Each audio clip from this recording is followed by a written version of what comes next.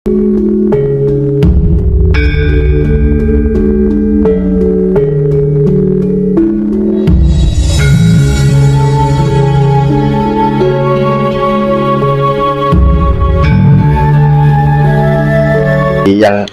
maksudkan bahwa seluruh manusia di dunia akan ada pengurangan besar-besaran, termasuk nanti barangkali bisa dieksplor tentang bukunya yang baru terbit, Jagat Merenovasi Diri.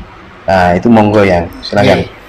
Jagat Merenovasi Diri, buku itu saya terbitkan tahun 2008 ya. Bahwa dunia itu nanti penduduknya akan disisakan 28,3%. Nah, dimulai dari tanggal 12 bulan 12 tahun 2012. Kenapa kalau saya memastikan, kok berani memastikan gitu ya? Karena saya oleh Sang Maha diberi otak untuk berpikir, ya, untuk berpikir. Di otak kita itu ada 11 miliar simpul saraf.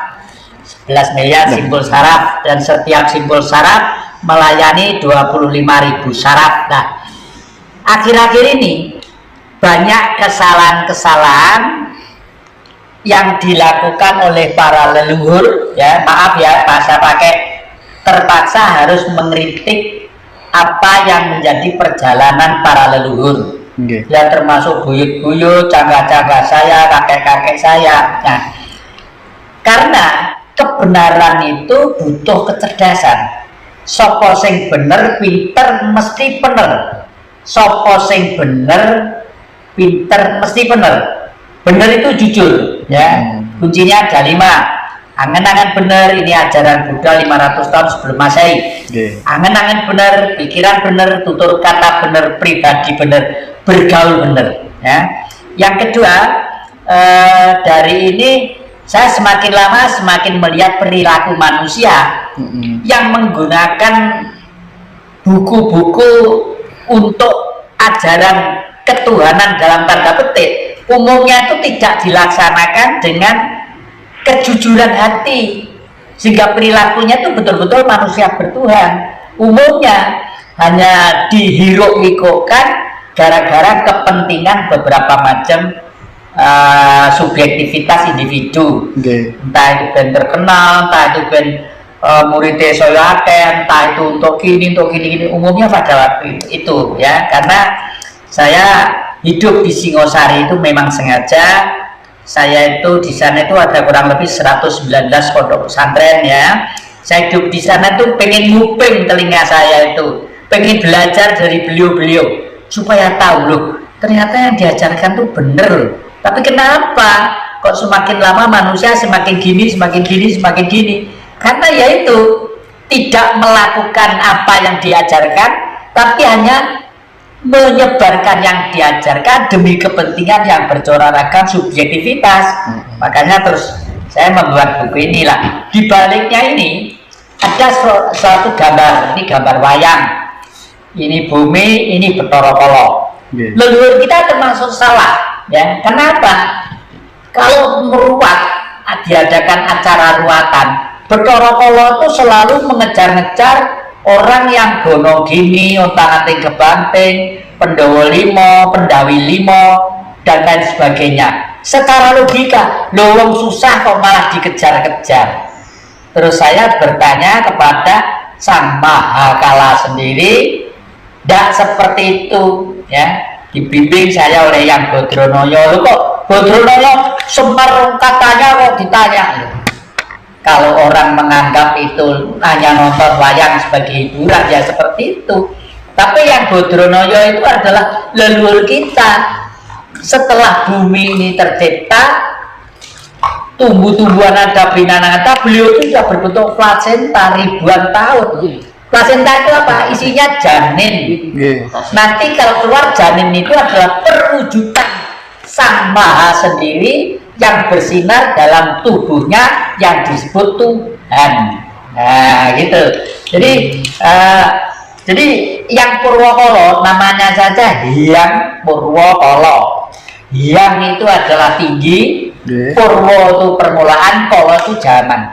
pada waktu zaman permulaan sebelum Sang Maha Pencipta menciptakan bumi, langit, matahari, bintang-bintang, air, samudra yang sedemikian banyaknya, diciptakanlah Sang Penjaga supaya ekosistem itu berjalan rutinitas sesuai dengan hukum dialektika,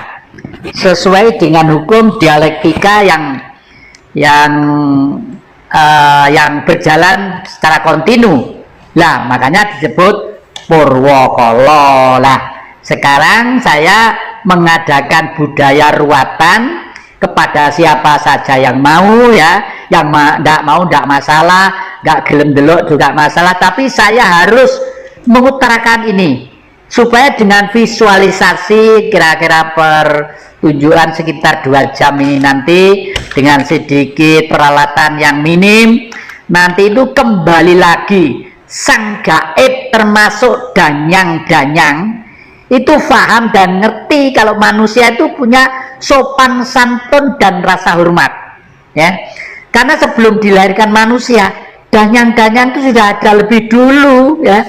Dan tugasnya danyang-danyang adalah menjaga kultur alam yang terus-menerus dijaga, karena tugas Sang Maha tadi itu di bawah koordinator Sang Purwakala tadi itu nggih.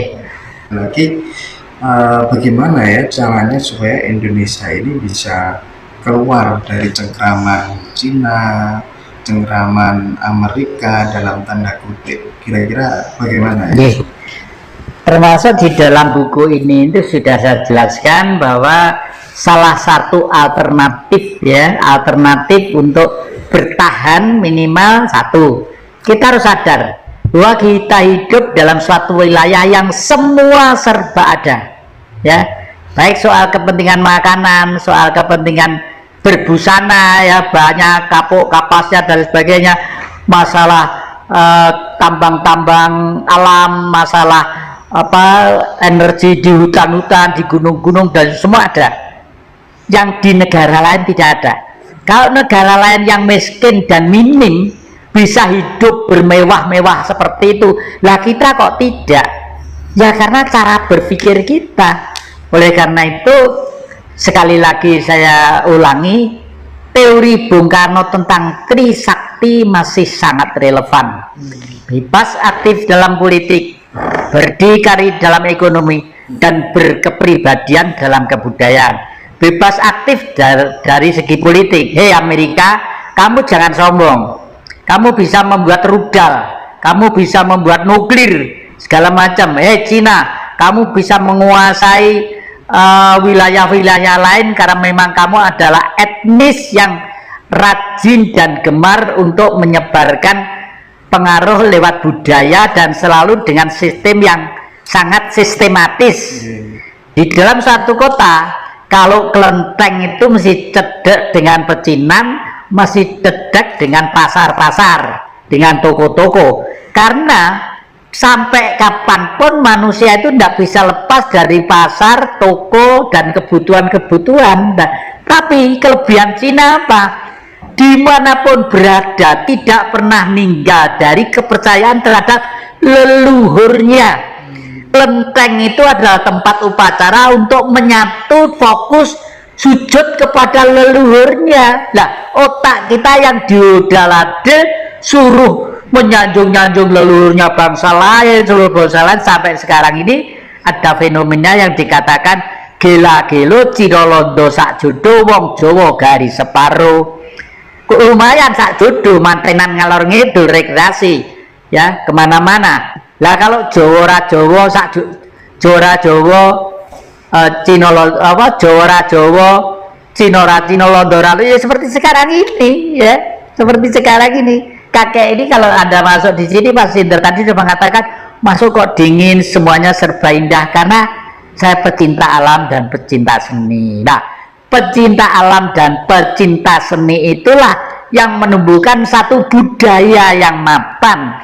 Makanya dalam Trisakti yang ketiga disebut berkepribadian dalam kebudayaan, gitu loh Mas. Yang ini kan anu ya, dalang ya. Nggih. Juga ada yang sedikit apa bumi gonjang ganjing apa supaya orang tahu gitu loh dan maknanya apa gitu kira-kira ya. Sing pinter iki sing mancing kok dadi aku kok nggih. Ya. Sebenarnya negara pertama setelah Atlantik tenggelam itu adalah negara yang ada di lembah Gunung Arjuna. Gunung Arjuna itu gunung purba, namanya Herjuna. Her itu air, Juna itu laki-laki.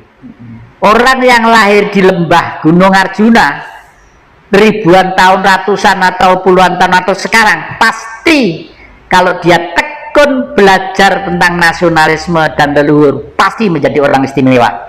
Meskipun dia sudah ada di luar negeri, dimanapun, dan dimanapun.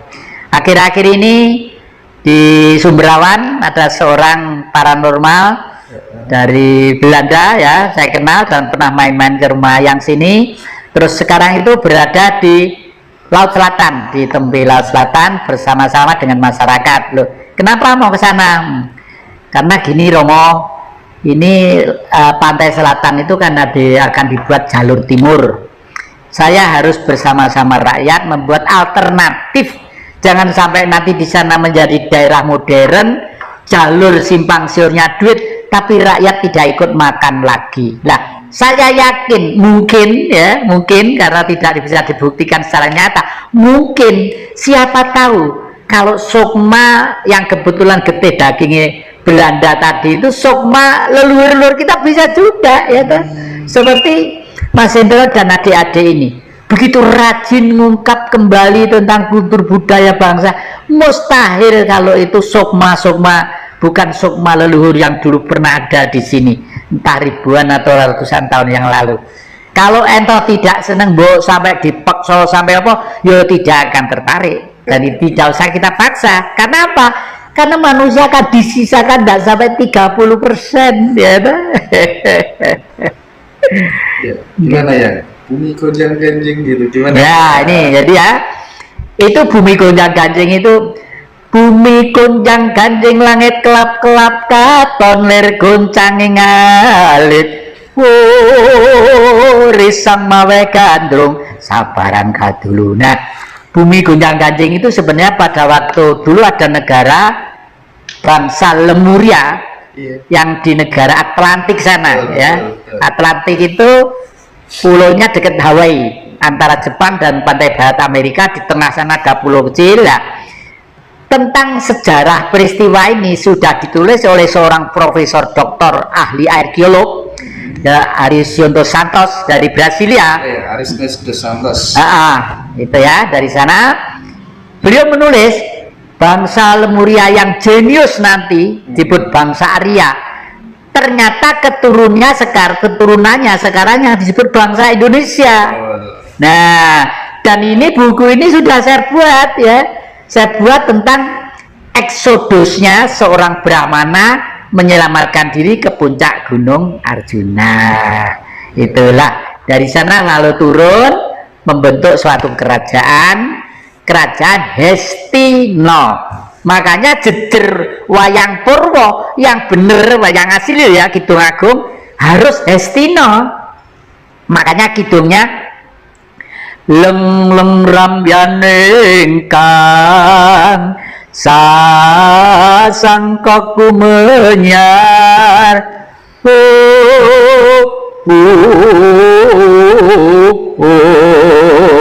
mangrendom maring puri mangkin tanpa siring. Jadi setelah bumi gonjang ganjing tadi itu barulah leng rambianing kang sunyi senyap, tidak ada suara apa-apa ya. Gunung-gunung tidak meletus, burung gagak tidak berbunyi, menco tidak ada, segala macam ya. Lalu Hestino, Hesti itu gajah, no itu wujud. Barulah setelah eksodus dari atas Gunung Arjuna, di sana tuh gunung purba yang sudah mati kemudian kawahnya. Jadi atasnya kayak padang pasir gitu. Nah, kayak dulu waktu muda sering naik ke sana, terus turun turun ke daratan yang sekarang disebut Sumber Awan. Di sana yang dikerjakan pertama kali menangkap gajah. Gajah itu bahasa Sanskritnya, bahasa kunonya disebut Hesti. Kenapa kok nangkap gajah? Oh, gajah tidak enak dimakan, nggak umum dimakan lah ya. Karena gajah itu untuk sarana kehidupan. Kalau sekarang, zaman sekarang gantinya truk, gantinya ini apa traktor itu, gantinya yang ngangkat-ngangkat itu kan gajah semua yang nandangi. Juga untuk kendaraan ratu dengan segala anggap bahayanya gitu. Makanya disebut Hestino. Dan itu adalah negara kita yang sekarang disebut Indonesia.